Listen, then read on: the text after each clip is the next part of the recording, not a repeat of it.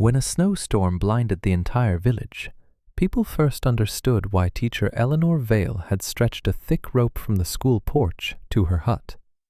Before this, almost everyone laughed at the rope. Men called it a leash for cowardly children. Women said Eleanor was frightening the students and raising them to be weaklings. Parents demanded that the rope be removed from the main street because it spoiled the appearance of the school and was a reminder of a disaster they believed would never happen. Even the children initially tugged at it, swung on it, and pretended to be blind, walking from pole to pole. But on that January day, no one laughed. The snow didn't fall from above. It flew horizontally, with such force that it scraped faces through woolen scarves. Visibility vanished in seconds. The school bell, barns, houses, and even one's own hands vanished into the white, roaring air. People, just steps from their doors, couldn't figure out which way to go. Horses turned into the wind and fell into the snowdrifts. Children screamed, but the wind tore their voices away. There were 24 children in the school. The stove was already losing its heat. One of the windows was cracked, and snow was drifting into the classroom through the gap. Eleanor stood by the door, a rope wrapped around her wrist. The other end of the rope extended into the white void toward a low stone hut beyond the hill. It was less than 200 paces away. In clear weather, the distance seemed paltry. Now, between the school and the shelter lay a whole world in which a person could freeze to death before they even realized they were lost. "Everyone holds on to the rope," Eleanor said. "No one lets go, even if they fall." The youngest children began to cry. The older ones tried to look brave, but they stared at the door as if something alive and hungry were standing behind it. They heard the wind beating against the walls. Each blow made the school tremble. Lime began to fall from the ceiling. Smoke from the stove began to return to the room as gusts clogged the chimney. Eleanor opened the door. A white wall burst in, extinguished one lamp, and hurled snow across the entire classroom. The children recoiled. The teacher stepped out first, clutching the rope to her chest. She couldn't see the hut. She couldn't even see the first pole. But she felt the rope in her hand. That's exactly what it was needed for. 4 months before the blizzard, when the ground was still soft and dry yellow grass lay on the slopes, Eleanor stood between the school and her future cabin, a coil of hemp rope over her shoulder. She was 27 years old. She had arrived in Whiteford in the spring, after the death of her previous teacher, who had contracted pneumonia and died in the March cold. The school stood in an open space. Beyond it lay a plain where the wind met neither forest nor stone wall. The nearest houses were located lower down, along a stream frozen in winter. Only on the northern slope, behind a small outcrop of rock, stood the abandoned hut of an old hunter. Its walls were made of stone, the roof covered with turf, and the entrance faced south. Even on cold days, it remained quieter inside than the wooden schoolhouse. Eleanor bought the hut for a small sum and began to fix it up. She sealed the cracks with clay, reinforced the door, installed a small iron stove, and stacked firewood along the wall. A sack of flour, dried apples, beans, salt, and a few blankets appeared in the cellar. Her parents decided the young teacher was simply afraid to live alone in the schoolroom. They were wrong. Eleanor grew up in northern Minnesota. When she was 9, a snowstorm caught her family on the way home from church. The wagon overturned in a snowdrift. Her father went looking for the farmhouse, whose lights they had seen just minutes before the storm. He never returned. The next morning, they found him just 40 steps from the barn. He had missed the door because the snow had blinded him and forced him to walk in circles. Eleanor's mother later repeated one phrase. In a snowstorm, distance ceases to exist. Only direction remains. Eleanor remembered. In August, she planted the first stake near the school porch, then a second one further up the slope. Between them, she stretched a thick rope she'd bought from the owner of a freight station. The rope ran from the school to the hut in a nearly straight line. Every few dozen steps, she secured it to wooden posts to prevent the wind from pressing the rope into the snow. The first to see her was Henry Cole, the owner of a large ranch and chairman of the school board. He rode up to the school in a new buggy, stopped the horse, and watched for a long time as Eleanor pulled the rope. "Are you going to tie up the children?" he asked. She didn't smile. "I'm going to give them a path that the snow can't hide." Cole climbed down from the wheelchair and pulled the rope with his hand. "You can reach your hut with your eyes closed. One day you will have to walk with your eyes closed." He laughed. "We get snowstorms in White Ford, Miss Vale. We've lived here for years." "So you must know what they do to a person in the open." "They force sensible people to stay home." Eleanor looked at the school. "Children are not always at home when a storm starts." Cole shook his head. To him, this conversation was an example of feminine anxiety, something to be listened to and forgotten. He considered himself a practical man. His barns were full of hay, his house stood on a stone foundation, and his stalls contained the best horses in the county. The rope between the school and the old cabin seemed to him a ridiculous attempt to beat the weather with a rope. By evening, the whole village knew about her.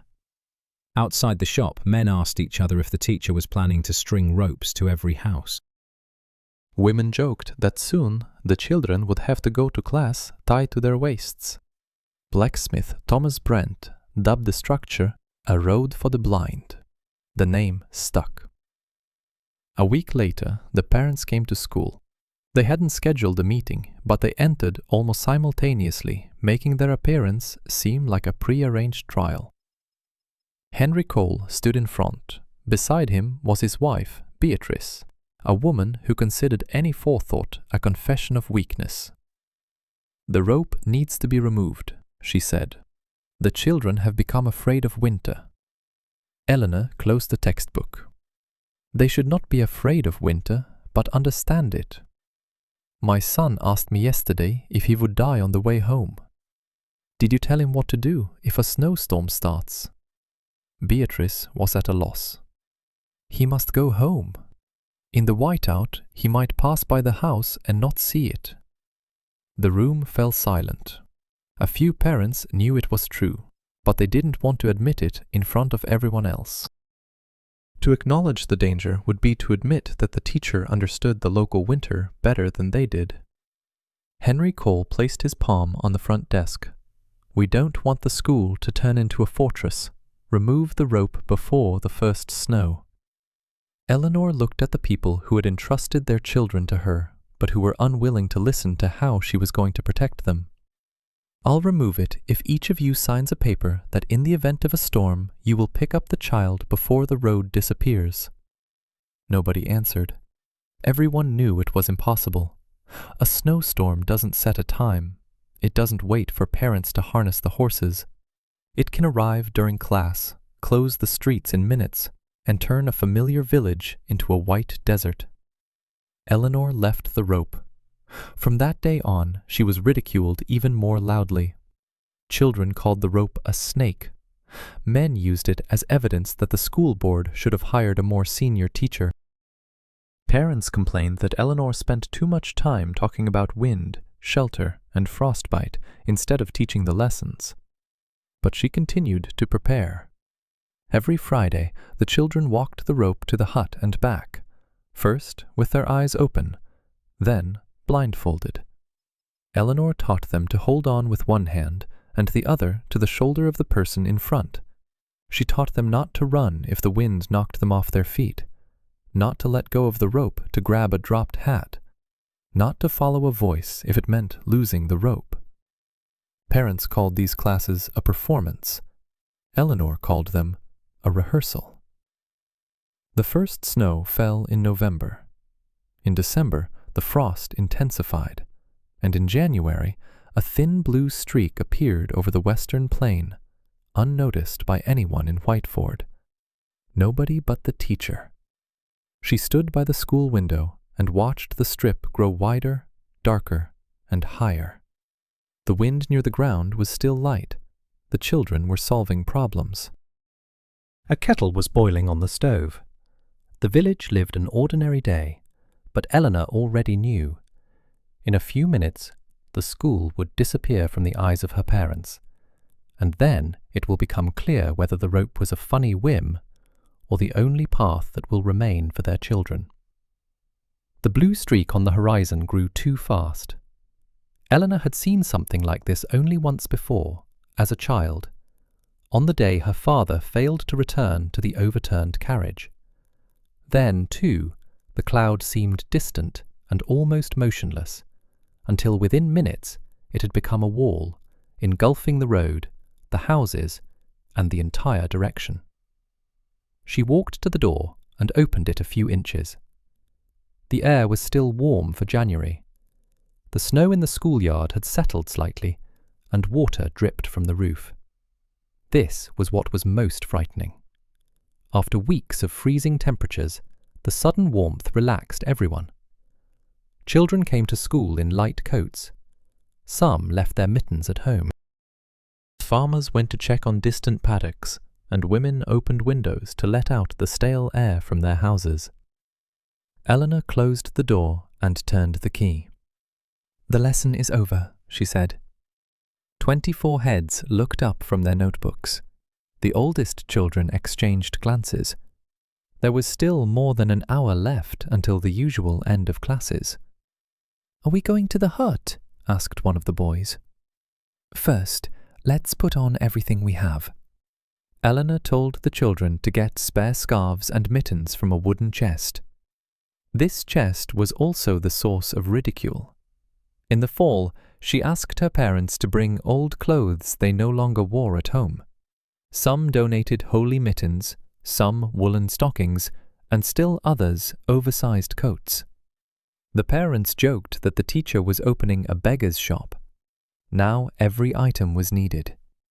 She distributed the clothes quickly and without argument. The little children got the warmest clothes. The older ones had to put on 2 shirts and wrap their legs in strips of an old blanket. For those without hats, she tied scarves around their heads, covering their ears and cheeks. Then she placed a tin box of crackers on the table and divided them among the children. "Don't eat it now," she warned. "Put it in your pocket." "Why?" asked a girl named Mary Cole. It was the daughter of Henry and Beatrice Cole, the very people who had been the loudest in demanding that the rope be removed. "Because we can spend a long time in the hut." The classroom fell silent. The children had already learned to recognize the teacher's tone. She never yelled without reason or used harsh words to force obedience. If Eleanor acted quickly, then time truly was short. She went to the window. A blue streak had already covered half the western sky. White dust drifted beneath it. Not ordinary snowfall, but snow lifted from the ground, carried by the wind. Eleanor glanced at the school weather vane. Just a few minutes ago, it had pointed south. Now it swung sharply to the northwest and began to tremble. The sound of hooves was heard in the street. Henry Cole rode up to the school. His horse was covered in sweat, even though the ride from the ranch took less than 15 minutes. Cole jumped out of the saddle and climbed onto the porch. "I'll pick up Mary and James," he said, entering uninvited. "The weather is changing. Leave them here." He looked at her as if he hadn't heard. "These are my children. There's an open plain to your house.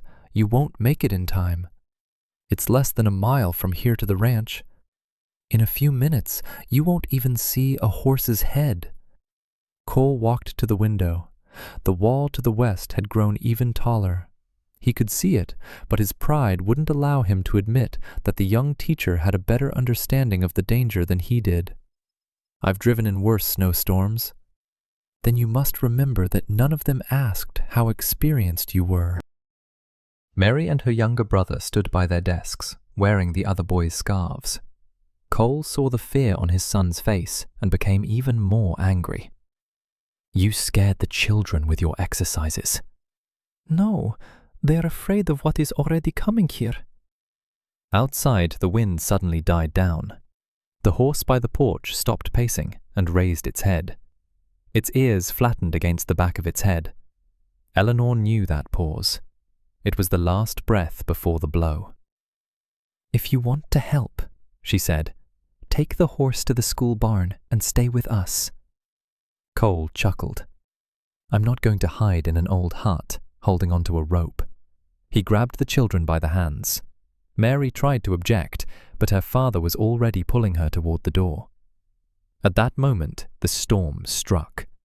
The door was ripped from Cole's hand and swung inward. Snow mixed with icy dust rushed into the classroom. The lamp on the nearest desk went out. Several children screamed. The wind was not a normal gust. It pressed down with a solid force that knocked people off balance. Eleanor and Cole slammed into the door. They closed it only on the second try. Snow immediately began seeping through the cracks. Cole ran to the window. The horse was gone. She was a few steps from the porch, tied to a post, but through the whiteout, neither she, nor the barn, nor the rope were visible. Only the rope itself trembled against the wall, disappearing into the void. "I have to find her," Cole said. "If you leave now, you'll lose your school in 3 steps. This is the best horse in the area." Eleanor looked him straight in the eyes. "And here are your children." These words stopped him. They didn't convince him, but they stopped him. He slowly backed away from the door and for the first time looked at the rope without mockery. The storm grew stronger with each passing minute. The school walls shook. Snow slid under the door, collecting in a white mound on the floor. The stove was burning, but the chimney was starting to choke. The wind blew the smoke back, making it difficult to breathe in the classroom. Eleanor opened the damper all the way, but it only helped for a short time. Then there was a cracking sound. One of the western windows was covered in a network of thin lines. The children retreated. Cole grabbed a board from the wall and pressed it against the frame. The second pane of glass shook. If the windows shattered, the school would lose its heat in minutes. "We have to go," Eleanor said. "In such a storm?" Cole looked at her with disbelief. "That's why I pulled the rope." She lined up the children in a chain. The youngest were placed in the middle. The older ones were in front and behind. Each person was to hold a rope with one hand and the shoulder of the person in front with the other. She ordered Cole to bring up the rear. "I'll go first." "You won't be able to see the road." "I don't need to see her." Eleanor wrapped the rope around her wrist and tightened the loop. Then she checked each child. She repeated the rules. Don't let go of the rope. Don't go for a hat. Don't get up immediately after falling until the one in front stops.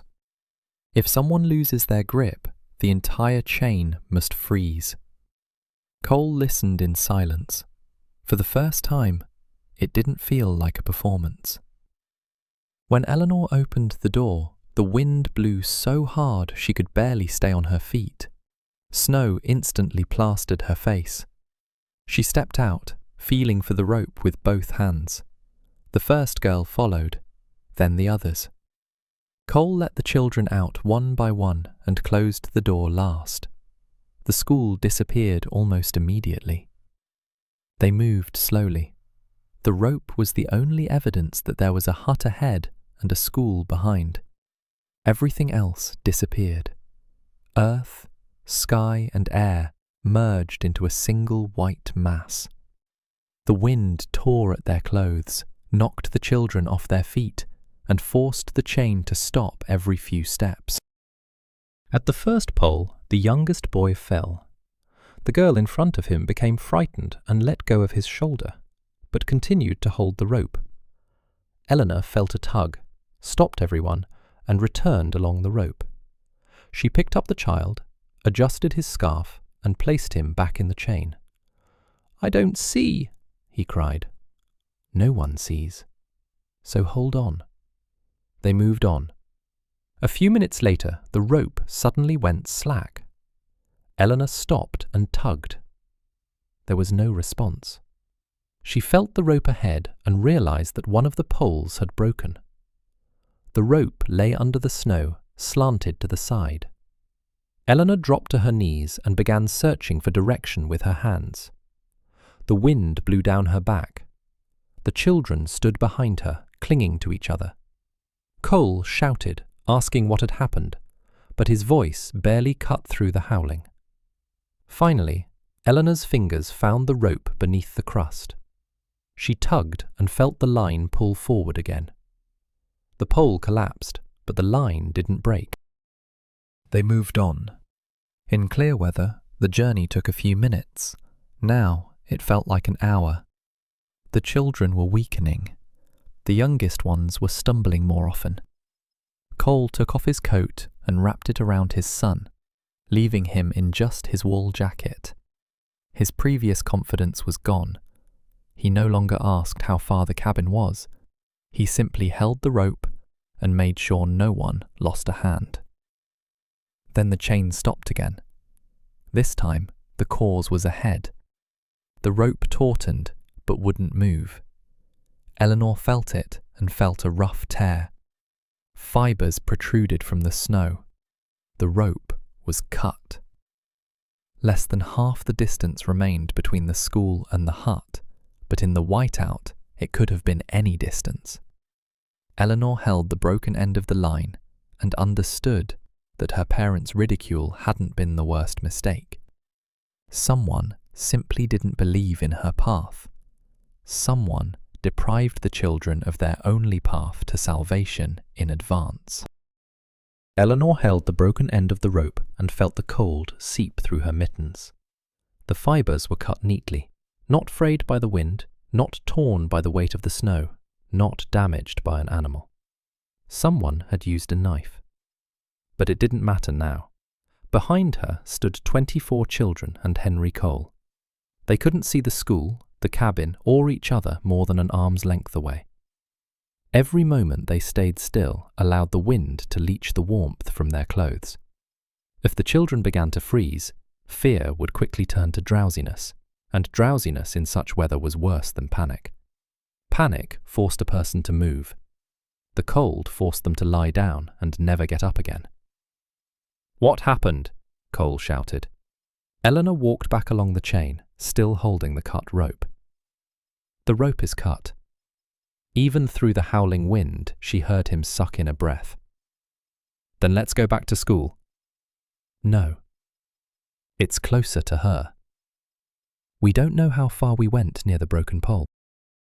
The return cable could also be damaged, and the school was already losing heat. Cole was about to protest, but at that moment his son fell to his knees. The boy wasn't crying. He simply slumped down, as if he were resting. Henry picked him up and saw that the child was barely responding. "He's freezing," Cole said. "That's why we move forward." Eleanor removed a short spare rope from her belt. She'd been wearing it since autumn, along with a knife, flint, and a small whistle. Her parents called it a frightened traveler's kit. Now every item mattered. She tied a spare rope around the waists of the nearest children, linking them into a single chain. She ordered Cole to do the same with those behind. At least, if they went without a guide, they wouldn't lose each other. "How will you find the hut?" he asked. Eleanor dropped to the snow and felt for the broken rope. One end led back to the school. The other must have been somewhere ahead, unless whoever had cut it had dragged it far away. The wind quickly covered the tracks, but the thick rope couldn't have disappeared completely.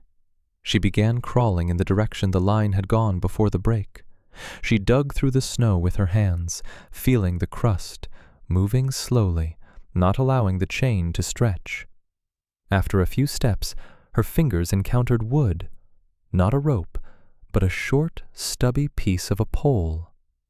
Eleanor stopped. She'd planted these posts herself and memorized the distance between each one. The broken rope was near the fourth support. From there, it was about the same distance to the hut as they'd already walked. But something more important was that beyond the fourth post, the slope began to rise gently. If she felt a rise, she'd be heading in the right direction. She moved on, pressing her palm into the snow. At first, the ground remained level.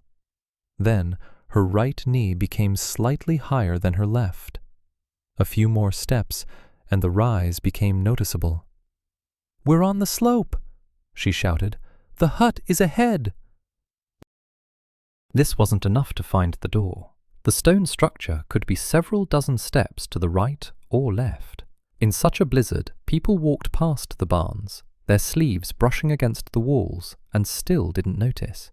But Eleanor knew the area with more than just her eyes. Behind the cabin grew an old pine, the only tall tree on the slope. The wind, striking its branches, produced a low, drawn-out hum. Usually it went unnoticed. Now, amid the general roar, this sound could serve as a landmark. Eleanor raised her head and listened. At first, I heard only the storm. Then another tone appeared from the right, deep, trembling, repeating at regular intervals. Pine. She turned the chain towards the sound. People walked almost by touch. The youngest were no longer forced to move on their own. Henry carried his son in his arms. The eldest girl dragged her 6-year-old sister along. Several children cried without tears, the cold having dried their faces. Eleanor counted them out loud constantly. Each time it came to 24. This number kept her mind from becoming afraid. Suddenly the wind changed. It didn't weaken, but it stopped hitting her directly in the face. A dark surface appeared in front of Eleanor. She reached out and touched the cold stone, wall of the hut. The children behind her groaned with relief, but Eleanor didn't let them stop. Finding the wall didn't mean finding the door. She pressed her palm to the stones and ran the chain along the building. After a few steps, she came across a wooden frame, then a heavy door, almost completely covered in snow. She tried to open it. The door didn't move. There was a snowdrift outside. Henry handed his son to the older children and stood next to him. Together, they began pushing away the snow with their hands and feet. There were no shovels. His fingers quickly lost feeling. The door opened inward, but the snow pressed it against the threshold as tightly as if there was a stone wall outside. Eleanor took out a knife and began cutting the crust near the bottom edge. Henry kicked with his boot. The children huddled close to the wall, protected from the direct wind. Finally, the door slid open a few inches. Mary Cole was the first to squeeze through the crack. Inside, she slid the wooden box aside and helped pull the door. The passage widened. The children were pushed through one by one. They fell to the floor, but immediately crawled to the far wall, making room for the next ones. Eleanor entered last after Henry and closed the door, leaning her shoulder against it. It was dark and cold inside, but the wind no longer touched them. It felt warm. Eleanor lit the lamp. The flickering light revealed stone walls, a stove, stacked logs, blankets, and shelves filled with supplies. The children watched it all in silence. For them, the hut had become not the old hunting lodge their parents had laughed at, but an entire world where there were walls, air, and the possibility of surviving until morning. Henry placed his son near the stove. The boy's hands were white, his lips blue. Eleanor ordered them not to rub his skin with snow and not to hold the child too close to the fire. She removed his wet clothes, wrapped him in blankets, and gave him a few sips of warm water once the kettle was hot. She checked the remaining children one by one. 2 of them were starting to develop frostbite on their fingers. 1 girl could barely speak. Several were shaking so hard their teeth were chattering. but everyone was alive, all 24. Only when the last child had received a blanket did Eleanor allow herself to sit up. Her hands weren't shaking from the cold. The neatly cut fibers of the rope were before her eyes again. Henry walked up to her. "I was wrong," he said. She looked at him. "That's not the main thing now. That's what matters to me. I demanded you remove the rope. I told everyone you were scaring the children. If you'd listened to me—" He didn't finish. Eleanor didn't console him. Sometimes a person must finish the confession within themselves. She only replied, "The rope saved us up to the 4th pole. The rest was saved by training." Henry looked at the children who, just that fall, had walked blindfolded to the hut, laughing and pushing each other. Now these exercises kept them in line, prevented them from running away, and taught them to stop when someone fell. Who could have cut her? He asked. Someone who wanted to prove she was useless, or someone who considered her dangerous?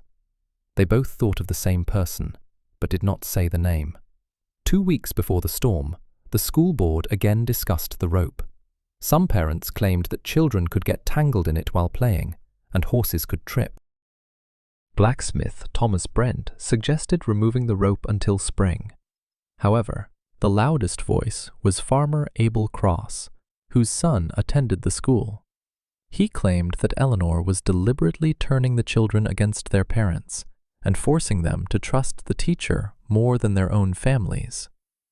After the meeting, Cross remained near the school. Eleanor saw him tugging at knots and inspecting the posts.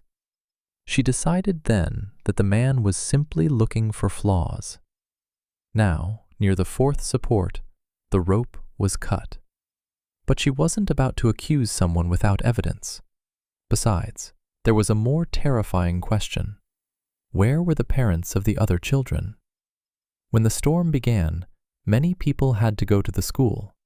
Some might have gone to fetch their son or daughter, unaware that Eleanor had taken the students to the hut. Without a rope, these people could have missed the school, lost their homes, and been stranded on the plain. Soon a knock was heard outside the door. Everyone in the hut fell silent. The blow came again, then another. Not the wind. Someone was hitting the tree outside. Henry grabbed the poker. Eleanor took the lantern and went to the door. "Who's there?" she shouted. There was no answer, only a faint scraping sound at the very threshold. The two of them opened the door slightly. Snow rushed in. A woman lay on the ground, almost completely covered in white dust. One hand still clutched a short piece of rope. Eleanor recognized Beatrice Cole. But the rope she was clutching was not part of the path from the school. It was a cut piece of rope, carefully coiled and tied to her belt. Beatrice Cole was alive, but the cold had already begun to take hold. Her face felt waxy, her eyelashes frozen solid, her fingers stiff. When Henry lifted his wife from the threshold, snow fell from her coat, and a short coil of rope remained tied to her belt. Eleanor didn't ask any questions. While the person was freezing, the truth could wait. They laid Beatrice down against the far wall, removed her wet boots and outerwear, and wrapped her legs in woolen blankets. Henry wanted to move his wife closer to the stove, but the teacher stopped him. The sudden heat could cause more harm. She warmed the woman slowly, a warm cloth on her chest, a few sips of water, dry clothes, then another blanket. The children watched in silence.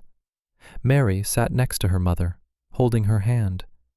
Cole's youngest son was still shaking from the journey, but refused to leave. Henry was kneeling, looking for the first time not like the most powerful man in White Ford, but simply a frightened husband who didn't know if his wife would wake up. After a while, Beatrice groaned. Her lips moved, but the first words were inaudible. Eleanor leaned closer. The woman repeated, "I didn't want for this to happen." Henry looked at the rope at her belt. What did you do?" Beatrice closed her eyes. She seemed to be losing consciousness again, but then her fingers weakly squeezed her daughter's hand. Abel said, "The rope needs to be removed before the meeting." The hut became quiet.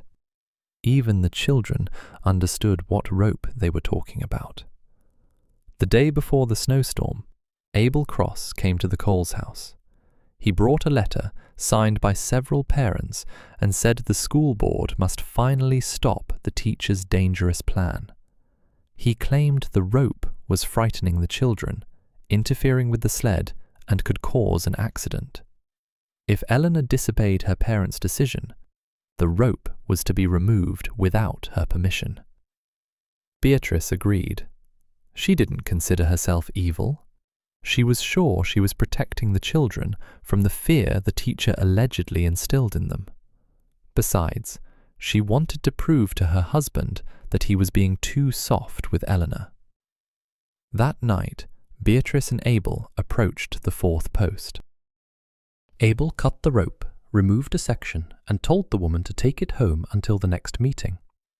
That morning, Beatrice tied the skein to her belt, intending to bring it to school and demand that Eleanor remove the rest of the line voluntarily. But first she returned home. Then she saw a blue wall on the horizon. Henry had already left to pick up the children, and Beatrice decided to follow him on foot. When the snowstorm hit, she lost her way almost immediately. The woman tried to use a piece of rope, but it wasn't attached to anything. It was simply a coil of rope which she herself had helped transform from a road into a useless burden.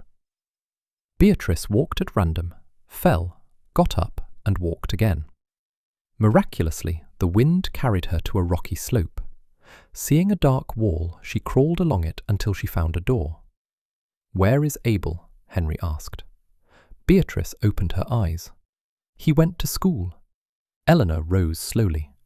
If Cross had left before the storm, he could have reached the school.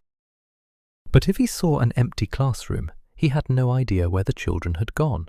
By cutting the rope, he had destroyed the only route from the school to the hut. Now the man could be anywhere on the open plain.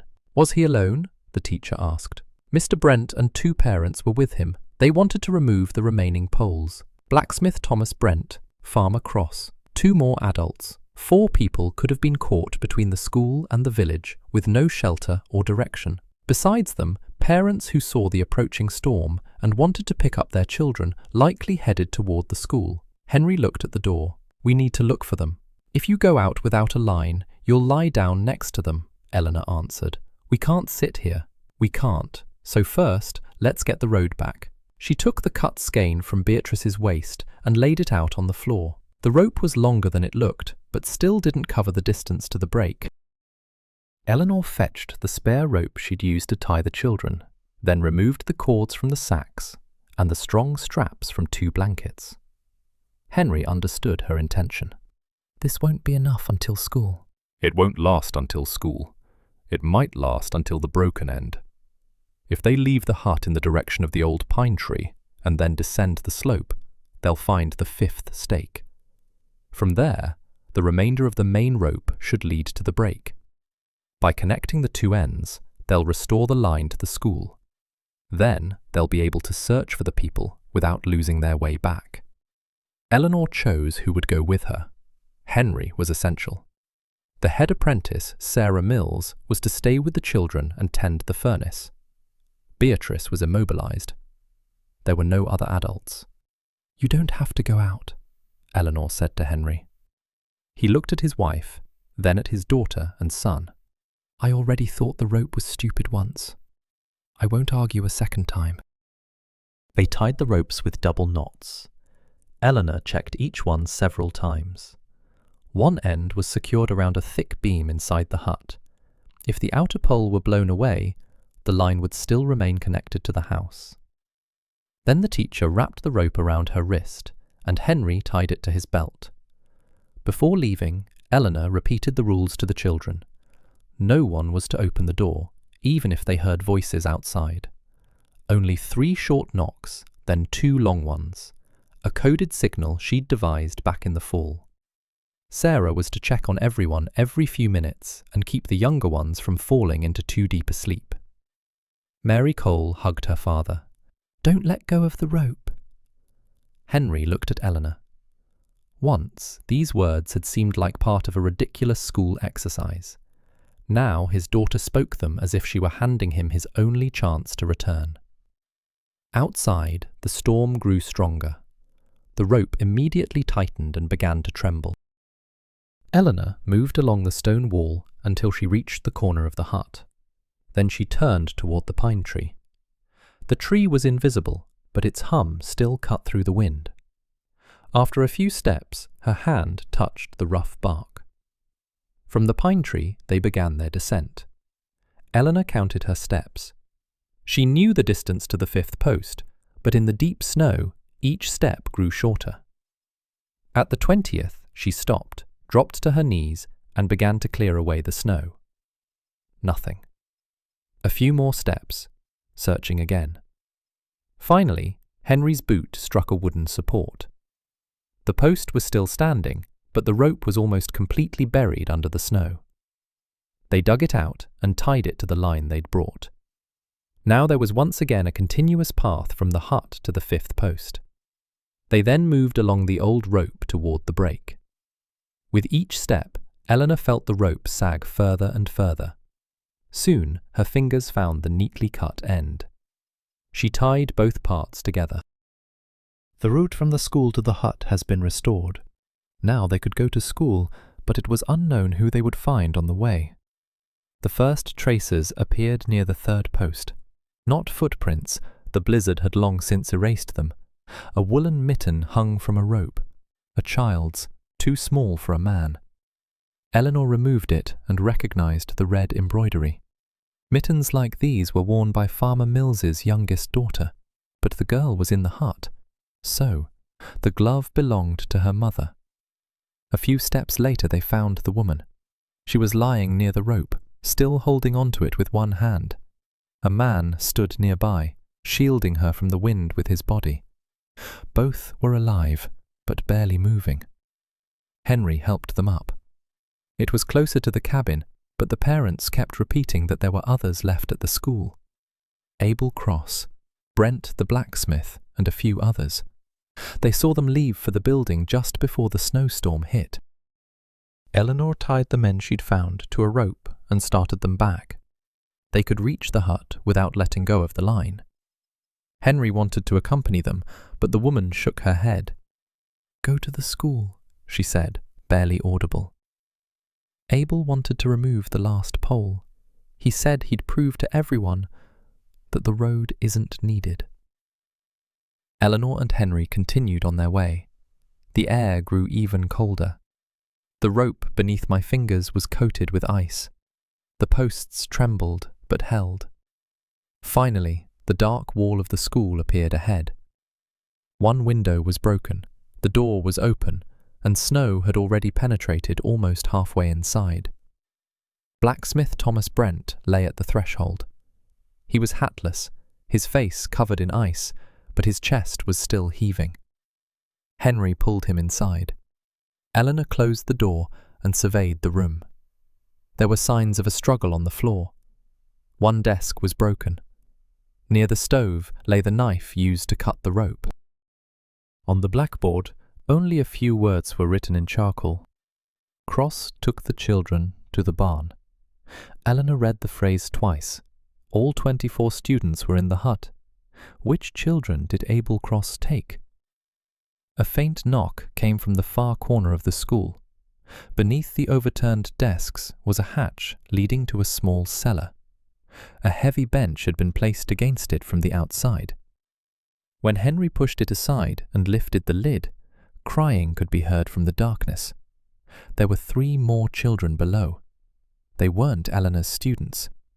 They were the youngest children of parents who had come to the school during the storm. Abel Cross locked them in the cellar, promising to return, and then went off to the old barn. But one child said something that made Henry freeze. Before leaving, Cross took with him the lamp, the axe, and the remaining school rope. He was going to bring the rest of the parents to the barn. The same barn whose roof had been declared unsafe in the fall and which now stood on an open plain under the weight of several feet of snow. 3 children were pulled out of the school cellar one by one. They were shivering, and not just from the cold. The youngest girl didn't let go of Eleanor's hand, repeating that Abel Cross had promised to return in a few minutes. He ordered the children to remain quiet, closed the hatch, and weighed it down with a bench to prevent the wind from blowing it off. Perhaps he genuinely thought he was protecting them. But in a blizzard, good intentions combined with self-confidence can be more dangerous than outright cruelty. Blacksmith Thomas Brent began to regain consciousness. He couldn't get up, but he managed to explain what had happened. When the storm hit, several parents with younger children arrived at the school. They found the classroom empty and assumed Eleanor had taken the students to the hut. Brent suggested following a rope, but the line was cut near the 4th post. Cross then declared that the teacher had proven her own futility and had likely gotten lost along with the children. He convinced the parents not to look for the hut, but to seek shelter in an old barn. "I tried to stop him," Brent whispered. "I said the roof wouldn't hold. He hit me. Then he took the school rope and led them along." "How many people left?" Eleanor asked. 7 adults. Maybe 8. I couldn't see very well. Mrs. Doyle had a baby. The old barn stood about a quarter-mile east of the school. In summer, it was a few minutes' walk away. Now the path led across open plains where not a single landmark existed. Cross took the remaining rope, but it wasn't secured between the school and the barn. People simply held onto it, following the man who thought he remembered the direction. In this whiteout, the memory of direction meant nothing. Eleanor couldn't leave Brent and the 3 children in the ruined school. The furnace was nearly out, 1 window was broken, and snow was already gathering near the desks. They tied the children with short belts and sat the blacksmith on the overturned cellar lid and tied him to the repaired line. Henry was to lead them to the cabin and then return. "Will you stay here alone?" he asked. "I'll find directions to the barn." "Without a rope?" Eleanor picked up Cross's knife from the floor. He took the school rope but left something else. Near the door, she found a trail the wind hadn't completely erased. Several woolen threads hung from the doorframe. Similar threads stretched across the snow heading east. One of the parents had unravelled a long knitted scarf and was tying pieces of it to bushes, stakes, and protruding branches. The marks were subtle, almost invisible, but they provided direction. The man in Cross's group didn't trust him enough to follow completely without leaving a trail. Henry wanted to stay, but Eleanor ordered him to rescue the children and Brent first. They agreed. He would take them to the hut, hand them over to Sarah, and immediately return by rope. The teacher, meanwhile, would only go to the next wool mark and wait. She had no intention of repeating Cross's mistake and turning courage into a senseless risk. When Henry disappeared into the whiteout, Eleanor tied the end of the restored line around herself and moved along the school wall. At the east corner, she found the first wisp of wool tied to a nail. The line was no longer useful. She secured a spare belt to the corner, attached a rope from the cellar to it, and walked a few steps to the next mark. The tied pieces didn't last long, but each knot transformed the unknown into a return journey. The second mark hung on a dry bush, the third on a fragment of fence. Then the fur disappeared. Eleanor knelt down and began feeling the snow. Her fingers found the mark left by a trailing rope. The wind had almost smoothed it out, but the snow remained softer in the depression.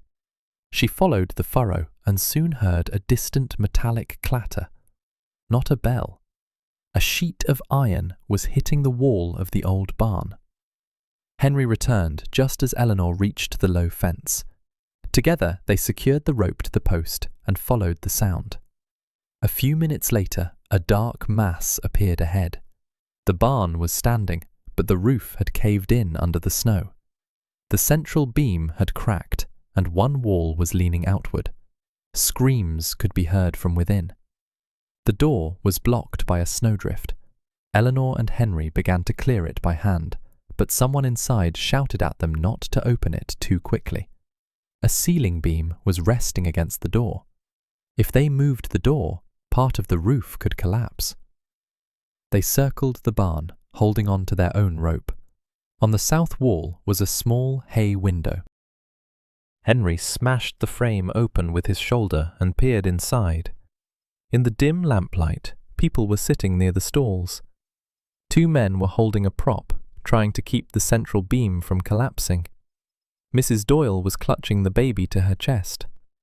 Abel Cross stood by the door with an axe, arguing with the others.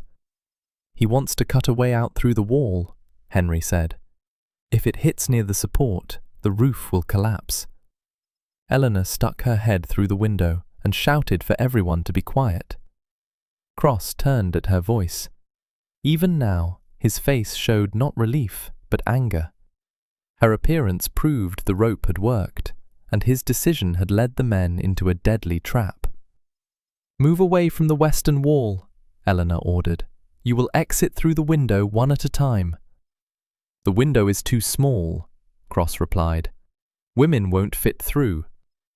"Then we'll expand it from the outside, but don't touch the load-bearing wall." Henry worked carefully with the axe, removing the boards around the frame. Eleanor secured the rescue rope to a thick fence post and tossed the end inside. The older child was brought out first, then the second. The baby was wrapped in a coat and strapped to his mother's chest so she could hold on with both hands. Each person who emerged immediately took hold of the line leading to the school. When almost everyone was outside, the roof let out a long, creaking sound. The snow on it shifted. The central beam sank a few more inches. One of the men holding the support fell to his knees. "Everyone out!" Eleanor shouted. Cross refused to go. His son remained in the far stall. The boy was stuck between the collapsed partition and the feed trough. Cross tried to lift the heavy beam, but he couldn't. Henry climbed back through the window. Eleanor followed him, even though the roof was already cracking overhead. The smell of old hay, smoke, and fear permeated the room. The boy lay on his side, his leg trapped between planks. Henry lifted the beam, Cross pulled his son out, and Eleanor tied the child with a rope. At that moment, there was a scream outside. A deep depression formed on the roof. Snow began to fall inside. They managed to pass the boy through the window. Henry followed. Cross pushed Eleanor toward the opening, but he himself lingered, trying to retrieve the lamp and axe. "Leave it!" she shouted. He didn't listen. The roof collapsed. Eleanor was thrown against the window by a wave of snow and dust. Henry grabbed her arms and pulled her outside. Half the barn disappeared under a heavy white mass. There were no more screams or movements from inside. Abel Cross was left trapped under the rubble. Henry wanted to rush toward the rubble, but Eleanor stopped him. Snow continued to press down on the remains of the roof. Any misstep could bury several more people. "The rest of you must go to school," she said. "Now." "And Cross?" Eleanor looked at the collapsed barn. The man who had blocked the escape route now lay where he had led the others. She could leave him. Many would call that justice. But his son stood nearby and looked at the rubble. "First we'll take the men to the line," Eleanor said. "Then we'll come back for him." They formed a line of survivors and headed toward the school. The rope was once again the only way through the whiteout. Cross's boy was the last one to walk. He turned around several times, even though the barn had already disappeared behind the snow. When everyone reached the repaired rope, Henry secured them to the line and told them to continue toward the hut without stopping. He himself returned to Eleanor. The storm was getting worse. The barn continued to settle. There was almost no time left. They began to clear the rubble with their hands. A few minutes later, a faint knock was heard under the snow. 3 strikes. Pause. 3 more. Cross was alive. But the sound was coming from beneath the section of the roof held up by a single cracked beam. If it shifted the wrong way, all that remained of the barn would have buried the man beneath the snow and logs. The knocking from beneath the rubble repeated. 3 thuds. A brief pause. 3 more. Abel Cross was alive, but the sound was growing fainter. Above him lay snow, planks, and part of the roof, held up by a single cracked beam. If they pulled it out first, the entire weight would collapse. If they delayed, Cross would suffocate under the snow before he froze. Eleanor dropped to her knees and began clearing the snow from the edge of the rubble. Henry worked nearby, removing boards one by one. They didn't force anything. They cleared the area around them first, checking the support of each beam, and only then moved on. The wind instantly filled the excavated holes with snow, forcing them to return to the same spot again and again. Beneath the top layer of dirt, they found a long pole from a stall.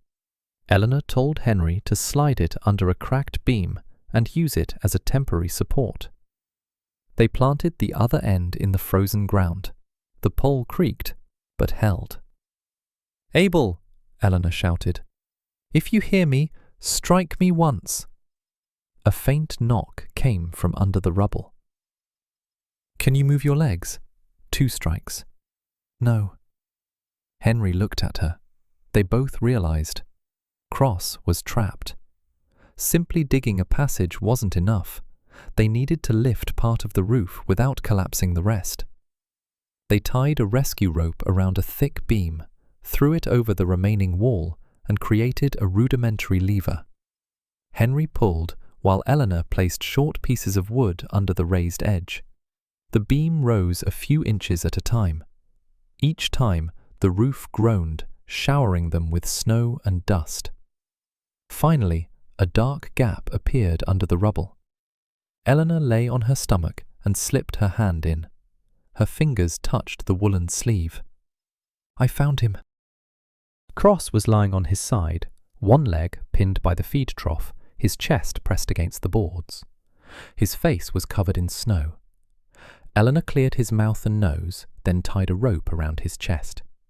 Henry held the beam, though his hands were already shaking from the strain. "When I say so, pull," she said. She crawled deeper and tried to move the feeder. It wouldn't budge. Then Eleanor found a foothold, pressed her shoulder against the board, and pushed with her whole body.